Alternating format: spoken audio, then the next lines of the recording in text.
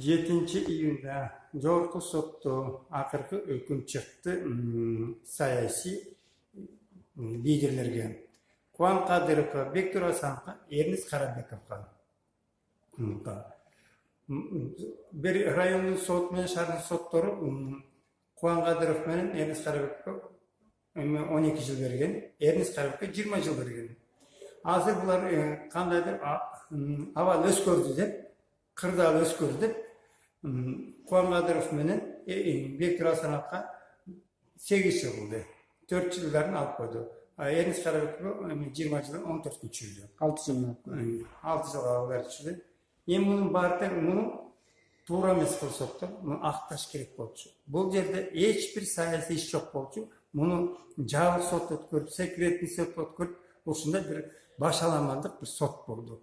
Бул сот эмес эле, бул түшүнүк менен гана соттоштурду.